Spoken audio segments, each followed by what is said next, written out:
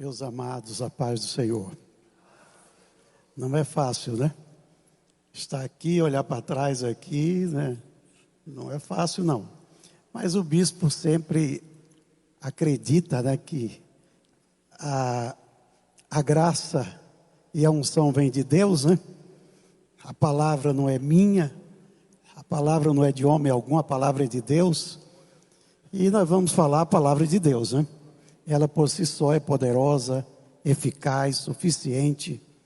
Então nós vamos já aproveitando aqui, grato a Deus por essa oportunidade e a honra que o bispo mais uma vez nos confere. Vamos ler a primeira carta do apóstolo São João, no capítulo 2. Eu vou ler a partir do versículo 3 até o versículo 6, que diz: E nisto sabemos que o conhecemos, se guardarmos os seus mandamentos. Aquele que diz, eu conheço-o, e não guarda os seus mandamentos, é mentiroso, e nele não está a verdade. Mas qualquer que guarda a sua palavra, o amor de Deus está nele verdadeiramente aperfeiçoado. Nisto conhecemos que estamos nele. E aquele que diz que está nele, também deve andar como ele andou. Amém? Deus abençoe. Obrigado, irmãos, tomem seus lugares. Meus amados, a palavra de Deus, ela é apta, né? Para ensinar, para corrigir, para redarguir e para nos instruir em justiça, para que o homem de Deus seja perfeito e perfeitamente habilitado para toda boa obra. E muitas distorções que ocorrem quanto à interpretação da palavra, corre por conta de quem explica, de quem interpreta, de quem fala. Então por isso é que o apóstolo São Paulo recomendou a Timóteo: procura apresentar-te a Deus como obreiro aprovado, que não tenha de que se envergonhar e que maneje bem a palavra da verdade. Para manejar bem a palavra da verdade, não basta ter conhecimento, é preciso viver ela. A palavra de Deus só tem valor na boca de quem obedece ela. Satanás citou a Bíblia para Jesus, mas não tinha autoridade para citar. Quando ele diz está escrito, você pode, se é o Filho de Deus, transforma essas pedras em pães. Jesus com autoridade disse, mas também está escrito. Não é só de pão que vive o homem, mas de toda a palavra que procede da boca de Deus. Cada vez que Satanás usava as escrituras, ele usava sem autoridade, mas Jesus usava com autoridade.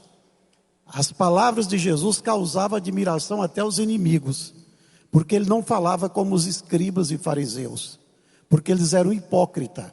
Eles atavam fardos pesados, julgo sobre o povo, mas eles mesmos não obedeciam. E por isso Jesus os chamou de sepulcro caiado. Jesus disse que eles honrava de lábios, né? Jesus disse, por que vocês me chamam Senhor, Senhor, mas não faz o que eu mando? Então a palavra de Deus, ela confere autoridade a quem obedece os mandamentos do Senhor. E o apóstolo São João diz aqui, nisto conhecemos ou sabemos que o conhecemos.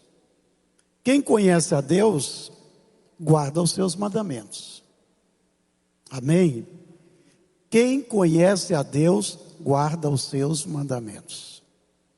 Quando você vai ver a importância de guardar os mandamentos, a Bíblia diz que os mandamentos do Senhor prolongam os nossos dias de vida. Quem guarda os mandamentos do Senhor, guarda a sua própria alma. Eu estava lendo um livro hoje que diz, não perca a sua herança. E diz que todos nós estamos construindo uma herança aqui na terra. Os meus dias, os seus dias aqui, nós estamos aqui adquirindo uma herança eterna. Eu não sei quantos anos de fé você tem, mas eu já vou para 53 anos, aliás, 63 anos de fé. Eu estou construindo a minha herança. E essa herança pode ser perdida a qualquer hora. Muita gente que aceita Jesus e vive uma vida de fé, de dedicação, vida consagrada por muitos anos. E no final da carreira, termina perdendo tudo. E aquele escritor diz, é como alguém que compra uma terra, ara a terra, cerca, planta e depois não colhe. Então nós estamos plantando, eu e você estamos plantando, porque nós conhecemos a Deus, nós amamos a Deus. Ninguém serve a Deus pelo benefício que Ele nos traz, servimos a Deus por amor. Diz que a verdadeira filiação com Deus é o amor. Se nós somos filhos de Deus, amamos o nosso Pai, porque Ele nos ama. E a verdadeira comunhão com Deus é andar na luz. Se andarmos na luz como Ele na luz está, temos comunhão uns com os outros, e o sangue de Jesus Cristo nos purifica de todo pecado. Andar na luz significa viver na verdade. Quem anda na luz não tem nada a esconder. Não tem nada a esconder. Então, e o apóstolo São João diz aqui que, ele diz, aquele que diz, eu conheço o Senhor e não guarda os seus mandamentos, é mentiroso.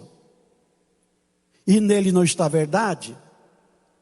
Mas qualquer que guardar, ou que guarda a sua palavra, o amor de Deus está nele, verdadeiramente aperfeiçoado. Se você guarda a palavra de Deus, o amor de Deus está em você. Se falamos que estamos em Deus, o amor de Deus está em nós. E guardamos os seus mandamentos. Mas ele continua. Nisto conhecemos que estamos nele. E aquele que diz estar nele, deve andar como ele andou. Por que o apóstolo São João fala isso?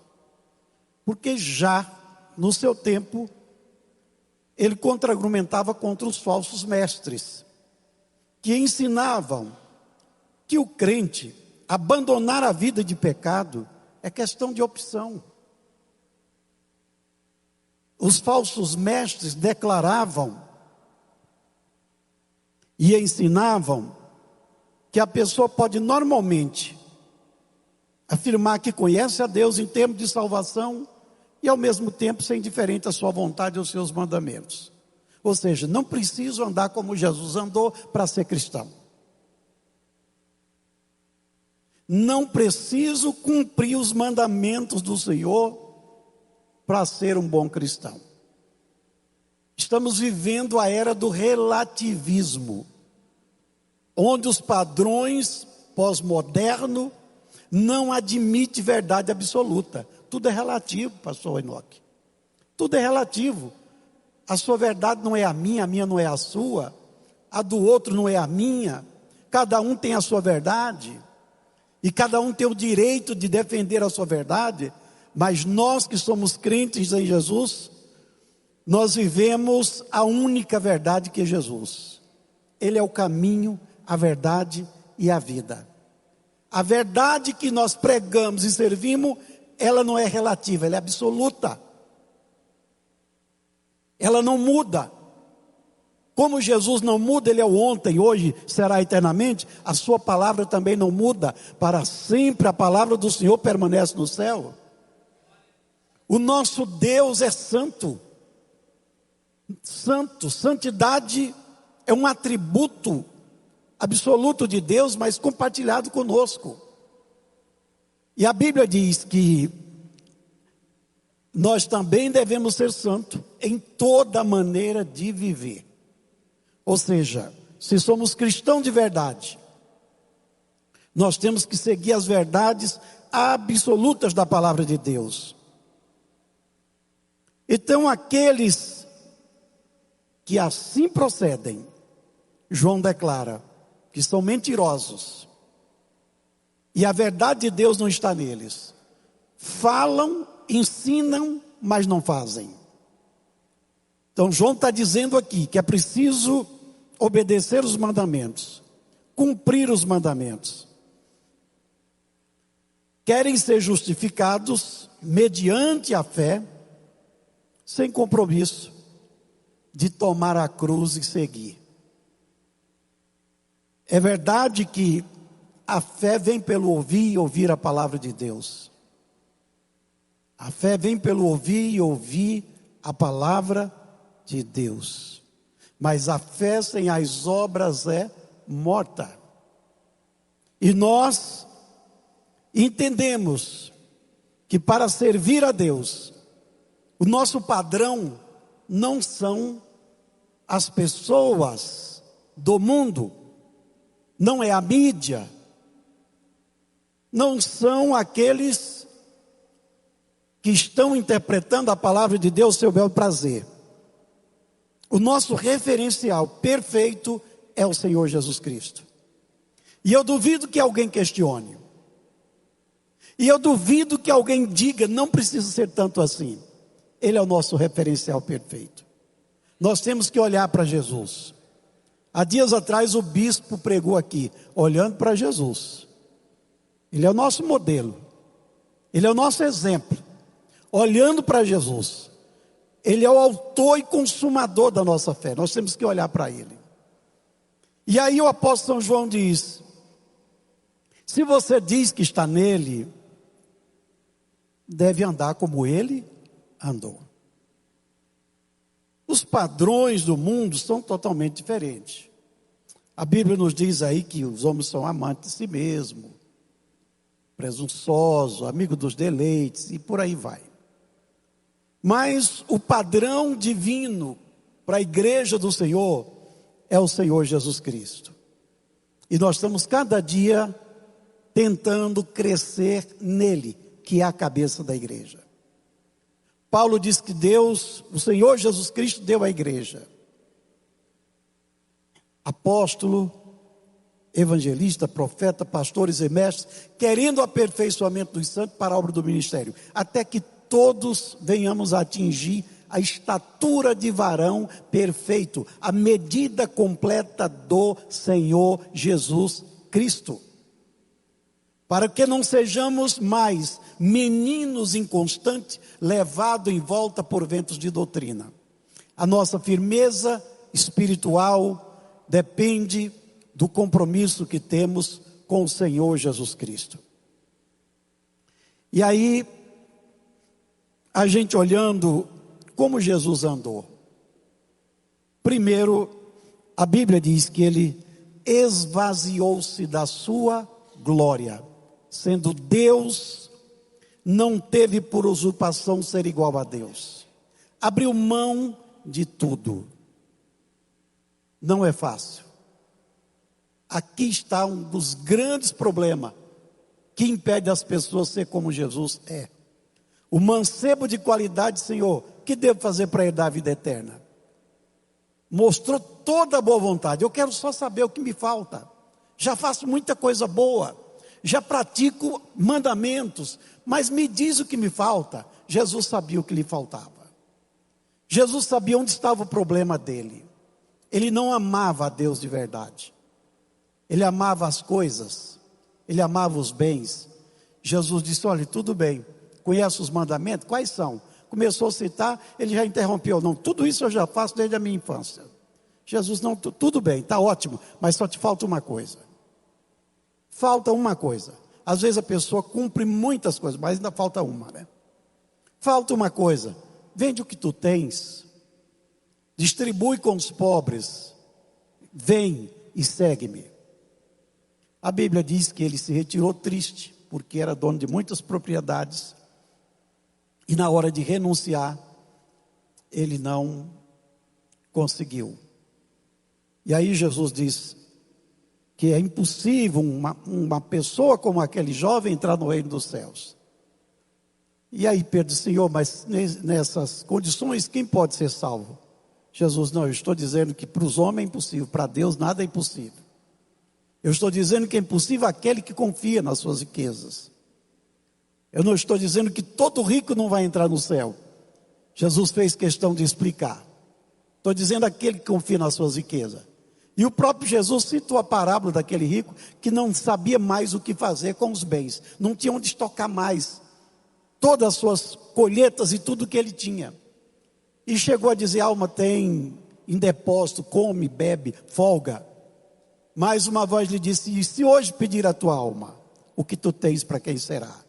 Jesus está dizendo que tudo que é terreno, um dia desaparecerá aqui. Mas a sua herança espiritual vai continuar com você. O que você está construindo aqui, servindo a Deus, ninguém vai te tomar. Por isso que Jesus disse, ajunte tesouro no céu. Não está proibindo juntar tesouro aqui, mas está dizendo, ajunte tesouro no céu. O daqui um dia acaba, o de lá não vai acabar. O de lá é seu para sempre.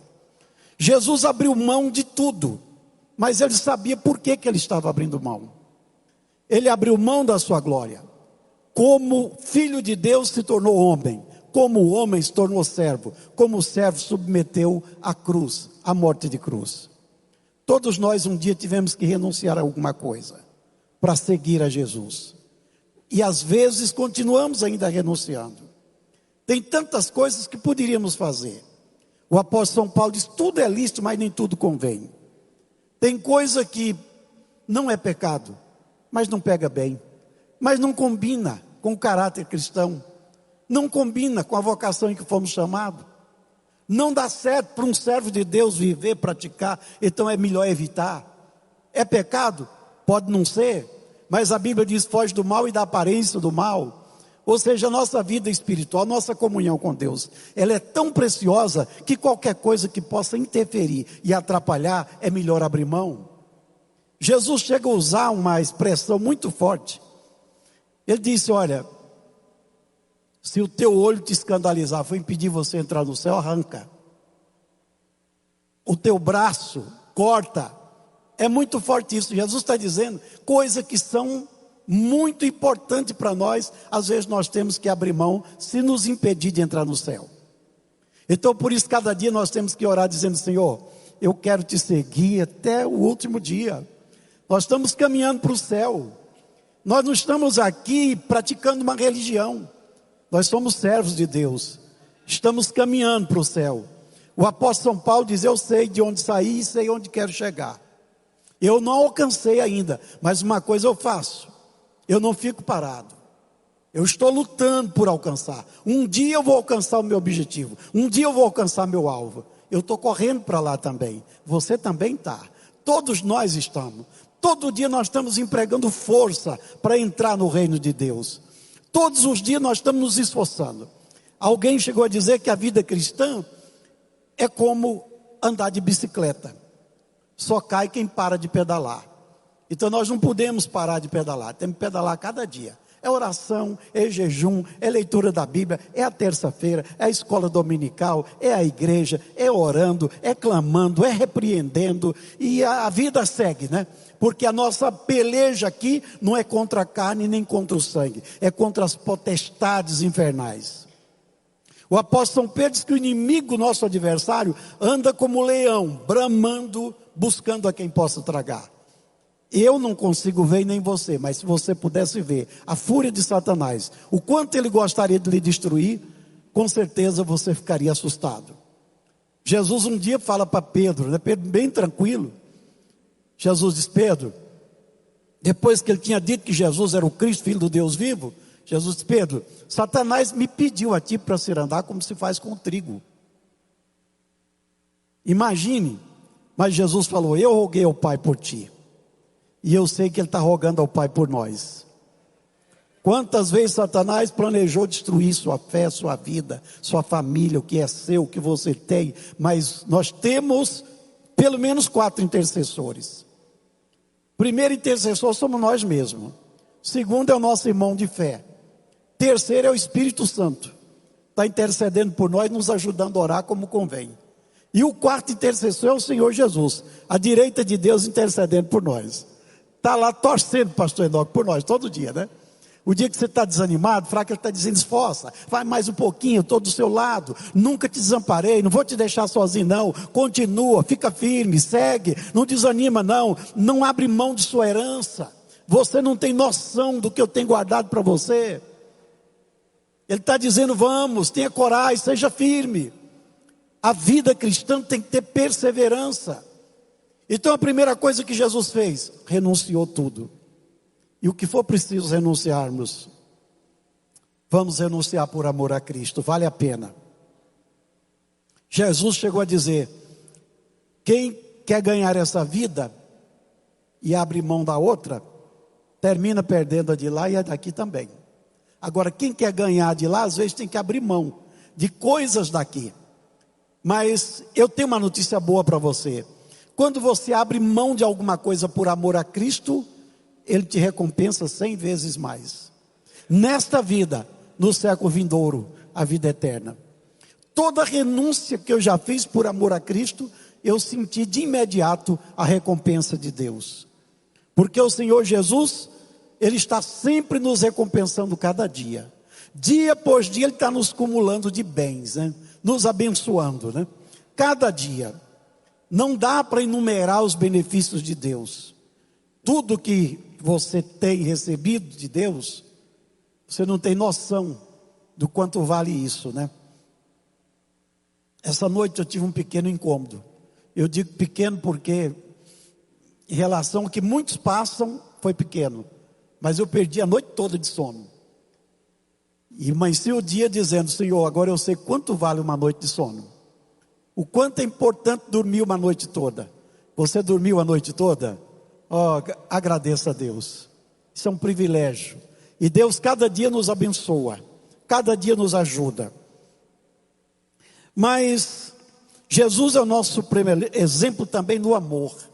Ele diz: ninguém tem maior amor do que esse, de dar a vida pelos seus amigos. Jesus deu a vida por mim e por você. Sempre que a gente vai tomar a ceia, é bom lembrar: Senhor, muito obrigado. Eu estou aqui porque o Senhor deu a sua vida por mim. Diariamente, eu me lembro de agradecer a Deus pelo preço que Ele pagou por mim. Senhor, eu estou aqui porque o Senhor pagou um preço por mim. Sou grato ao Senhor. Temos que louvar a Deus por tudo. Mas Ele diz: vós sereis meus amigos se fizer o que eu vos mando. Olha, o compromisso está de pé. Não basta crer, precisa obedecer, precisa guardar os mandamentos. É preciso fazer o que Ele manda. Vós sereis meus amigos se fizer o que eu vos mando. Jesus é o nosso supremo exemplo de humildade. Amém, irmãos? Todo mundo quer ser servido, né? É bom ser servido. A gente fica feliz quando acha alguém para servir a gente, né? É muito bom. É muito bom. Mas, na verdade, nós somos chamados para servir. Nós fomos chamados para servir. Lá em Marcos 10:45, Jesus disse: o Filho do Homem não veio para ser servido, mas para servir e dar a sua vida em resgate de muitos. Jesus é exemplo de servo. Quando Ele lavou os pés dos discípulos, Ele disse: eu vos dei o exemplo. Como eu fiz, façais vós também. Se eu, Senhor e Mestre, lavei os vossos pés, que vocês não devem fazer uns pelos outros. E nós vivemos para servir. Tem um pensamento aí muito conhecido, né? Quem não vive para servir, não serve para viver. Mas Jesus foi o nosso supremo exemplo também na dedicação ao ministério. Jesus foi exemplo na dedicação ao ministério. Aí João 5,17 ele diz: meu pai trabalha até agora, e eu trabalho também. Diz que Deus só teve sossego, pastor Enoque, descansou no 7º dia, depois que o homem pecou, ele nunca mais teve sossego, né? Porque o homem dá trabalho todo dia, né? É problema todo dia. Claro que para Deus isso não é nada, mas Deus descansou no 7º dia, depois o homem peca, E Deus está aí tentando trazê-lo de volta, né? Usando todos os meios, usando todas as formas de atrair, de trazer o homem para si outra vez. Deu o seu filho, nos deu a palavra, edificou a igreja, mandou o Espírito Santo, levantou obreiros para ensinar a igreja. E Jesus disse: eu estarei convosco todos os dias. Ou seja, Deus está sempre aí trabalhando em nosso favor, pelejando por nós. Mas Jesus disse também em João 4:34: a minha comida é fazer a vontade daquele que me enviou e realizar a sua obra. Jesus tinha tanto prazer no ministério que ele exercia, que ele comparou aqui com uma boa comida, né? A minha comida é fazer a vontade daquele que me enviou, realizar a sua obra. Mas o Senhor Jesus foi também o nosso supremo exemplo em autoridade e poder. Jesus não exerceu o seu ministério vazio. Jesus não exerceu o seu ministério vazio. Ele começou orando, continuou orando e terminou orando. Amém? Foi ao Jordão, foi batizado por João, foi conduzido ao deserto para jejuar, foi tentado. Quando ele retorna do deserto e entra na sinagoga de Nazaré, ele proclama: o Espírito do Senhor é sobre mim. E antes de prosseguir aqui, João 20:21, Jesus diz: como o Pai me enviou, eu também envio a vós. O que ele está dizendo? Que a missão dele estava sendo transferida para nós. A missão dele é a nossa missão. E como Jesus falou: o Espírito do Senhor está sobre mim. Para quê? Porque o Senhor está sobre mim, me ungiu para evangelizar pobres, enviou-me a curar quebrantados do coração, a pregoar liberdade aos oprimidos, aos cativos, dar vista aos cegos, pôr em liberdade os oprimidos e anunciar o ano aceitável do Senhor. Essa também é a nossa missão. Aquele que diz que está nele deve andar como ele andou. Andar em renúncia, em obediência, em amor, em humildade. Ele diz: aprendei de mim, que sou manso e humilde de coração. Andar dedicando no ministério. Nós temos que negociar até que Jesus volte, né? Vamos usar os talentos, negociar até que ele volte. E temos que buscar a plenitude do Espírito, porque a nossa missão também é evangelizar pobres, curar os quebrantados do coração, apregoar a liberdade dos cativos, dar vista ao cego, pôr em liberdade os oprimidos e anunciar o ano aceitável do Senhor. Nada melhor do que seguir o exemplo do Senhor Jesus Cristo. Aí o apóstolo São Paulo também nos exortou como nós deveríamos andar. Ele diz aqui em Romanos que nós devemos andar em novidade de vida. As coisas velhas se passaram e agora tudo se fez novo. Nós somos uma nova criatura. Andar por fé. 2 Coríntios 5:7, ele diz: nós não andamos por vista, nós andamos por fé. Você não sabe o que vai acontecer amanhã. Você não sabe de nada, pastor Enoque. Nós estamos crendo que amanhã vai ser melhor do que hoje. Nós estamos crendo que Deus vai nos abençoar, que o ano que vem nós estaremos aqui se Jesus não voltar. Nós andamos por fé. Nós estamos sempre acreditando que Deus está à nossa frente, no nosso caminho, nos dirigindo, nos conduzindo. Paulo diz: ande por fé. Mas ele diz também: ande em espírito. Porque quem anda na carne não agrada a Deus. Anda em espírito e não cumprireis as concupiscências da carne. E ele diz: ande na verdade. Porque tem muita gente andando na mentira. Mas graças a Deus que a igreja do Senhor Jesus é a coluna e a firmeza da verdade. Então nós temos que andar na verdade. Nós temos também o apóstolo São Paulo dizendo: andai com prudência. Vede prudentemente como andais, não como tolo, mas como sábio, remindo o tempo, porque os dias são maus. Ele está dizendo, não perca tempo, aproveite seu tempo, use bem o tempo, porque ele passa. Andar na luz, nós falamos aqui, aquele que anda na luz, como Jesus na luz está, tem comunhão uns com os outros, e o sangue de Jesus Cristo nos purifica de todo o pecado. E finalmente eu gosto de um versículo aqui que Paulo fala na sua carta aos Efésios, capítulo 4, versículo 1. E essa aqui é para todos nós. Andai como é digno da vocação em que fostes chamados. Fomos chamados para ser santos, fomos chamados para ser puros, fomos chamados para ser salvos, fomos chamados para ser verdadeiros. Devemos andar como é digno da vocação em que fomos chamados. Não fomos chamados para ficar nesse mundo, fomos chamados para fazer parte da igreja do arrebatamento. O dia que Jesus voltar, todos nós vamos encontrar o Senhor nos ares. Fomos chamados para ser sal da terra, luz do mundo. Fomos chamados para ser embaixador de Cristo, dispenseiro dos mistérios de Deus.